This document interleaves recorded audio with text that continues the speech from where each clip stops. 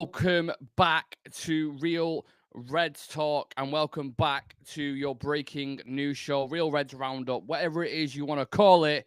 Today, we have the pleasure of discussing the topics that are on your table. Q1 financial results and what does it actually mean? Do you want to read a full article or do you want me to break it down and simplify things for you? That's exactly what I'm going to do today. We're going to talk about the news that Maguire, Ligt, and Sesko could potentially be out for the Bournemouth game and what that means. Kobe Mainoo's situation being dependent on AFCON and will he actually eventually get minutes there? And also the Maresca versus Ruben Amorim comparison I find absolutely fascinating because both managers have completely different narratives surrounding them, but both managers are in the exact same spot in the Premier League table. So I think that's something that I definitely want to discuss. But again, for people just joining, if you are hearing all these things about Q1 financial results and debt and all these big words and you don't really have a clue what it's all on about, this first part of the show is basically going to be breaking it down and looking at the structure and just simplifying it. I'm not going to be sat here for an hour trying to explain why we're consumed by debt. And I mean, everyone knows that anyway, but it's just going to be a simple view of everything and what everything means. And there's some positive news in there, I think, but there's also some kind of negative. So if you are in the YouTube chat, please do let me know. It's good to see some people in there. I'm just going to pull it up and just see. We are using a new kind of, what do you call it? A new version or a new kind of operating system at the minute. So if there is something that's slightly different or looks different or feels different, that's the reason why. It's trying something new. So hopefully it's all running smoothly. If not, obviously let me know in the comment section. But for people on TikTok, it's just kind of your regular live anyways. So yeah, let's go forward with it. Basically, there was an article by Mark Critchley and Chris Weatherspoons on Man United's wage bill falls year on year, and kind of it's them analysing the Q1 financial results, right? I'd encourage people to go read it if you want to know the state of Man United. Some people are interested in that. Some people just want to talk about kind of transfers and stuff, which is absolutely fine. But ultimately, it means a lot for the club in general. And kind of the popular things that are being put out are like total revenues, operating profit, losses. Omar Brada came out and said these robust financial results reflect the resilience of Man United as we make strong progress in our transformation of the club. The difficult decisions we have made in the past year have resulted in sustainably lower cost base and a more streamlined, effective organisation equipped to drive the club forwards, improve sporting and commercial performance over the long term. And I think some of them do read into that. Good evening to Daryl, who's with us at the minute. Big up anyone else who's in the live chat as well and get your opinions in, of course, as always, as I go through. So, the number one is that the wage bill has dropped massively, right? So, wages fell to 73.6 million, which is the lowest. I mean, it's still a lot of money, but it's the lowest since 2020. And that's only going to decrease even more when we get into the summer. You look at Casemiro's situation, he's on £350,000 a week. He's going to have to either reduce his wage bill significantly or he's going to end up moving on. So that's a massive chunk of it. I know James Sancho has technically gone out on loan at the moment, but his time is going to come to an end. They're not going to use the extra option of year to extend his. So that's his wage bill off. You don't know what's going to happen with Marcus Rashford as well. Due to those two players at the minute, most of their wages being covered. That's why it has dropped. But they could be permanently leaving the club, which then would, leave kind of a bigger gap on the wage bill, which is great because wage bill, when you're trying, it means everything really. When you're trying to attract players and when you're bringing people in, it's obviously it's the benchmark, right? So if your top player at the club at this moment in time earns around 150, 200,000 pound a week, you're doing pretty well if you're at a big club, right? We're getting to a point where you look at Mo Salah at the minute at Liverpool is on 400,000 pound a week. You look at us with Casemiro, Rashford, they're all, Mason Mount's on 270 grand a week. It's a lot of money. And really, in reality, you want the money being spent, or that kind of money being spent, if they are delivering like a De Bruyne or a Haaland, or special circumstances where they quite literally will deliver you Premier League titles and stuff. So that's where we're at in a minute. But they have fell. I think a part of that as well is 450 staff redundancies, which will feature in that, which obviously some people aren't happy about, which I absolutely understand, especially the people who have actually lost the job. Revenue is down, so total revenue is down from 140.3 million. It's 140.3 million, but it's down 2.8 million. And the reason for that basically is no European football, fewer home games, and I think there was a thing with a training kit sponsor, right, with Tezos. So that's affected that. Match day income's actually up per game, which surprised me. So even with fewer games, the income per match is 8.7 million, up from 5.3. So per match, 8.7 million. That is mega money. Mega money. Will you care about that? No, you just want to see performances on the pitch, right? But again, we're thinking as a collective here for the future and everything involved. It's pretty good. Pre-tax loss, which a lot of people won't know what that means, but 8.4 million. So that's down from a profit last year. You've got interest payments, and again, the no Europe thing kind of hurting is the bottom line of that. And then the debt is the massive one, which is what I did want to start off with it, but I wanted to get the other ones out of the way and then bring this kind of into it towards the end. So total debt at the minute at Manchester United, 749 million. 749 million, and the interest payment just alone in this quarter was 10.9 million pounds. So obviously debt remains still one of the biggest structural problems at this club. It's not going to go away on its own. We keep servicing it. How long this will be lingering over the club, I have no idea, but I don't see any Orson Ratcliffe pulling out the pockets anytime soon and saying, yeah, we'll just pay that light £700 off for you, mate. Not a problem. So yeah, debt is a huge issue. Imagine if we didn't have that £700 million lingering over us. I realize, if you put this narrative to businessmen, they'll probably turn around and say, debt can be a good thing at times. It means it's, there's loads of different ways they can worm the way out of it, but ultimately it's lying on the club and it's affecting the club, and it has been doing for a long time. So the way I look at it as a fan is I'm not happy with it. It needs to move on, but what can we do as fans as well? The transfer spend was interested. So that's been funded by borrowing again. The club used £105 million from credit facility to fund some of transfers. When we was all sat there saying, how on earth have we bought Sesko, Brian Mbeumo and Cunha when we had no European football? We finished 15th and we're hearing all these negative things about the club. And then we've gone and bought these players. How have we done that? Well, we borrowed 105 million from a credit facility and we've still got 85 million borrowing capacity left. So if you think of it as Klarna, you've just made your payment. Say you want £105, you've got £85 or £95 left. So you've got a £200 limit to go and spend. So, I mean, if we're talking about 85 million quid, if you want to go buy someone, that sounds to me like a midfielder, right? I wouldn't encourage spending it on your credit facility, but we do need a midfielder in the summer. And like I said before, the wages will be kind of off the bill with Casemiro potentially leaving, and God knows what's going to happen with Bruno Fernandes as well.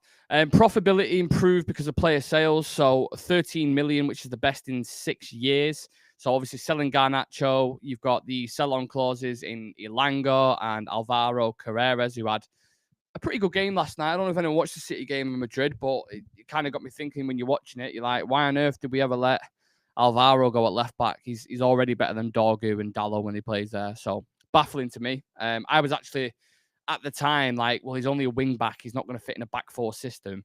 So then Ten Hag moved him on, and then Ruben Amorim came in with a wing back system, and then it's like, oh, actually, he's pretty good going forward. Not the best defensively, but he's someone that I would. Anyway, I'm going down a bit of a rabbit hole here, but because of sell-on clauses involved with him, I think there was one with I can't remember his name. Oriadele, a youth player. There was one involved in that. So you're seeing here, United are starting to sell a little bit better. That's the main thing. And costs are being controlled. So non-staff costs are up at 1.6%. And the club is becoming more streamlined. That was the thing that Omar Barada kept pushing, saying this is kind of the positive end of it. Forget about the debt, cover that up. We'll just talk about the club being streamlined. So a 50-50 kind of review. There's some, like I said, there's some positives. Some negatives. What it essentially means, and I will get onto the Sesko news and Maguire and Kobe Mainoo and all that kind of stuff because I don't want to bore people with financial things. But what it essentially means is that United are cutting costs successfully, just from a financial point of view. That's proven. Revenue can't grow without European football and commercial partners. Debt and interest payments are still dragging this club down, and I think they will for a long time. The financial reset is kind of working to a certain extent. But again, the results on the pitch are going to matter more than ever. And selling players well is becoming a key strategy under Ineos, and that needs to continue. And also the things that we're seeing where we're signing these, these wonder kids, 17, 16 years old, they're probably looking at, which, people won't be happy with, but they're probably looking at that as a model to bring them in, make him a 10, 15 million pound player, and you've got pure profit there. So this is an avenue that Ineos are looking at, and they've been looking at it for a long time. And to be honest, it's just logical, isn't it? Do you know what I mean? If you're a club, there's loads of clubs that are doing this. Man City, Chelsea, you name it. They are all bringing in these super young talents. They may never, ever get to the level of a Cole Palmer or Moises Caicedo or something like that. But they might get to a level, where you can go 10, 15 million. And if you're churning these players out constantly, then that's going to look good on your books. And people are trying to find little avenues left, right, and center to improve that from a financial perspective. So, yeah, if you are joining, please do leave a like on the video, subscribe to the channel. Let us know your thoughts about the new setup as well. For the people on YouTube, it is slightly different. We are getting used to it. So, yeah, bear with me if there are any kind of technology issues. I don't think they are at the moment. I think we're fine. So, yeah. In regards to kind of the last couple of minutes on this, in my opinion, the biggest shock was the wage bill. You look at the money that's being spent or the money that has been spent on players. When you reflect on it, you kind of like, Jesus Christ, how on earth were they giving out these contracts? To likes of like Anthony Martial, when Eric Bailly got a new deal, when I think it was Phil Jones got a new deal, Mount's contract, Anthony's contract, Maguire's initial wage. And this is why I'm saying it's important to lower it, because when you bring players in, so when we brought Cunha and Mbeumo in, they're on, I think, around 170k a week, right? Roughly. So all the kind of people in the chat who are very nitpicky, forgive me, it's roughly about 170k a week, right? Despite what some Northeast journalists might have you believe, around 170k a week. So what? And they become your star players then. So when Mbeumo, you would say, is a star player for us, right? He's on 180k. If you're bringing another player in, you can then use that as your benchmark. If you have everyone on £350,000 a week or around £300,000 a week, when you're bringing in new players, they're going to say, well, he's on 300 grand, he's on 350, he's on 320. You've brought me in as a premium player who's going to add to your club. Agents are going to push that and just say, well, he deserves that. And you left yourself in a hole then, and you can't really argue it. So I think that has been one of the biggest things on the list for Ineos to really, really significantly improve, and it's getting there, and it's proof that they're kind of serious about resetting the club behind the scenes. United are finally becoming competent. We discussed that. It seems like the ticket demand at least is through the roof. And that's bizarre, considering, again, no European football, but the tickets are just becoming more and more. And that's another factor, like why they're building a new stadium, because they know they could build 150,000 capacity stadium and they would probably still fill it week in, week out. So that's why there's such hunger to build a new stadium, because you're not doubling the revenue, because the stadium isn't 150k. It's going to be around 100k capacity, but that's an extra 25,000 bums in seats. An extra 25,000 or extra 1,000 corporate seats. Not things we like as fans to discuss and get excited about. But again, I'm just speaking purely from a business point of view here. Ticket demand is through the roof. And then, like I said, the debt remains the elephant in the room. 749 million and over 40 million a year in interest. Not sustainable long term at all. So get your thoughts in on the comment section. Get your opinions. Are you bothered at all about the quarterly results? Do you look into it too much? Any kind of opinions appreciated, and I'll get him into shortly. I'm going to move on to football stuff. So if you've not fell asleep already, hello, welcome to the show. So we had a report before from Samuel Lucker saying Maguire, Matthias de Ligt, and Benjamin Sesko did not take part in training today. Now, we all expected Sesko to return for the Bournemouth game. I think that was widely reported that was kind of the target. As he had a setback, I have no idea. But what this means going into that is Aidan Heaven is probably going to end up starting at centre-back again. Now, if you would have said that to me after the West Ham game, I would have said, not too sure about that. Not a fan. He wasn't great. He was shaking. He got taken off after the 45th minute. However, I can stand here today and say he had a pretty good performance against Wolves. I know Wolves are absolutely pants, so I appreciate that. The kind of what you're judging it off is a little bit. It's not like Arsenal or City where he's dealing with tricky attackers. They are pretty shit, and they still managed to score, even though they didn't score in 5 games. So I'm not saying, "Oh, Wolves didn't help his performance." But you can only play who's in front of you.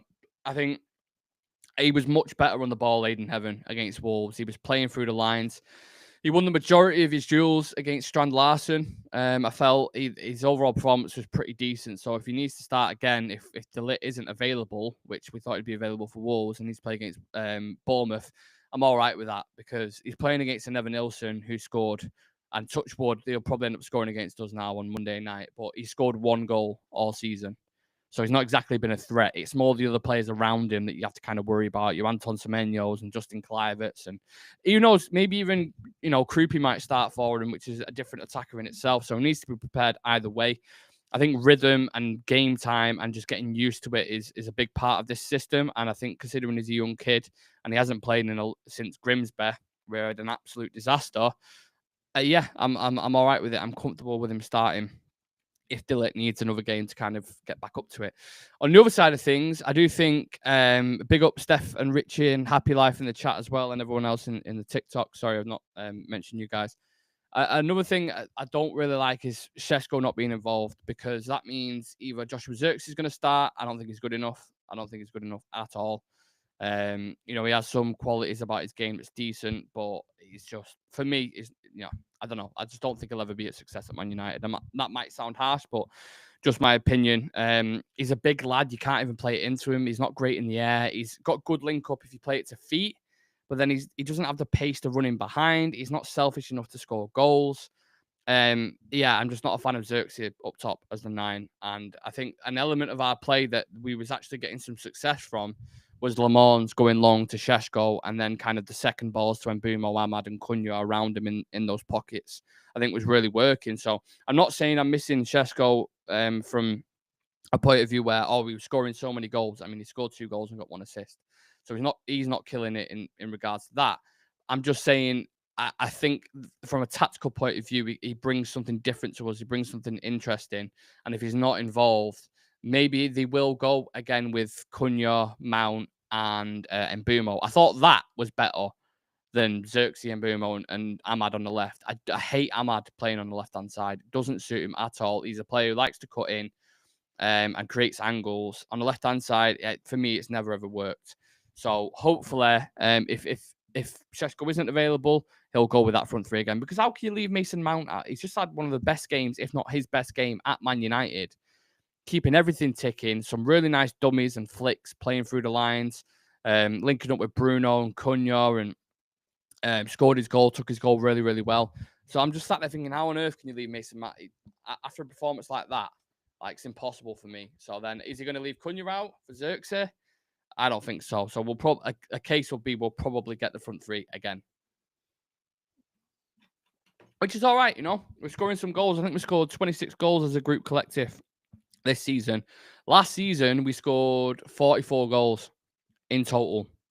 So we're on track to outdo that, which you would expect, having spent £200 million on the attack. Now, one player who's probably not going to start is Kobbie Mainoo. I mean, he got 13 minutes against Wolves, which speaks volumes in itself. This is an ongoing conversation that everyone keeps going on about. Laurie Whitwell on Talk of the Devils mentioned that Mainoo's situation will depend on what happens with AFCON players. And during this time, he may get some playing time and perhaps be satisfied to a certain extent. So that's going to be his window of opportunity. Where he plays, I don't know, because I think Amrin tried him in that Mbeumo position once, and it didn't really work. He's not the same player. He hasn't got the pace to run in behind. Everything becomes a bit narrow and central, and everyone's getting in each other's way. So for that reason, I don't think he's going to play there, and I wouldn't have him play there over Cunha and Mbeumo anyway. But then it's like, okay, well, the midfield maybe, but then no one from the midfield is going to AFCON. It's going to be Casemiro and Bruno, and they will play consistently. So I just don't ever see him fitting in the system. And it's weird because I love Kobbie Mainoo. I think he's going to be an incredible player. And if you look at United traditionally with academy players, he is someone we would champion. He is someone we would push into the squad no matter what. I just look at this system and he's just not a fit. I think if there's one thing that everyone agrees with is that he doesn't fit into the system. Not that he's not good enough, but if I ask you a question now, would you replace me in this team, how we're playing at the minute? Would you replace Casemiro with Mainoo? for what Casemiro does, that kind of defensive screening position, would you do it? You probably wouldn't, right? Because he's not as good as Casemiro in that position, and he's not as good aerially as well. And you talk about set pieces, they are the biggest thing in the Premier League right now by a fucking country mile. The biggest thing that are most effective in games, or one of them. And you need physicality, and Mainu doesn't have that aerial dominance like Casemiro does in both boxes. So you're not replacing him for him. You're 100% not replacing him for Bruno Fernandes. Bruno Fernandes has got the third most goal involvements from a deeper midfield position, and he's still contributing a lot. And obviously, he can score. He can score from outside the box. The chance he created for Mason Mount. He's the captain, so he's not going to be taken out. So, actually, when you look at it like that, you probably go, yeah, he's not going to get in that midfield position. And as a manager, you wouldn't. Then people will come back at you and say, okay, well, if it was a midfield three, he would get into it, and then you have to change your whole setup and tactics and your philosophy, your belief as a manager. So he's not going to do that. So we are in this constant roundabout of when's Mainu going to play? When's Mainu going to play? But I have to say as well that the cameos that he's had, I think they've been a little bit underwhelming. And maybe that's confidence issue. Maybe that's lack of rhythm and not enough game time. But yeah, I suppose the only way we can find out is when he starts consecutive games. And if he gets a run of games which I don't think is going to happen, but if he gets a run of games where it's 3, 4, 5, in a row and he starts playing well, then I'll be happy for it and integrate him into the team. But I just don't see where he fits in currently. Really, really don't. Do you agree with me, people, or do you disagree? And let me know why you disagree, because I'm happy to have a conversation about it. I feel like it's something that's going to be a topic for a long, long while. It's sad, really, when you think you've got a World Cup year coming up. He played in the final. He was integral. We had that whole debate around the midfield situation, if it's going to be Conor Gallagher, if they're going to push Trent into midfield. And then Kobbie ended up coming in and doing wonders and starting alongside Declan Rice and was playing really, really well. But again, that was in the midfield three. Is Thomas Tuchel going to take Kobbie Mainoo and put him in that midfield when you've got the likes of Jude Bellingham and Declan Rice and Elliot Anderson? I just don't see it happening. I don't even know if he's going to be on the plane, which is the mad thing. Genuinely, I don't know if he's going to be on that plane to go to America. And that's why he'll be worried, because he doesn't have an opportunity. Let's use the comparison, right? Mason Mount is in the team. He's performing well. He's starting to hit a bit of form. He's staying fit. He's not picking up little niggly injuries. And he's worked with Thomas Tuchel before, right? But there are reports surfacing at the minute that if he continues playing like this, he might get himself on the plane. And there's the difference. He has the window of opportunity because he's playing in the team and playing more consistently now and doing well. Mainu hasn't got that. So he's probably looking at Mount going, that could be me. Do you know what I'm saying? But obviously different kind of positions. They don't play similar areas. So I hope he does. I love Mainu. The kid scored against Manchester City in the FA Cup final. He's already done enough for me in my boots. But his ceiling is sky high. And then when you listen to how the ex-players talk about him in the media, they're obviously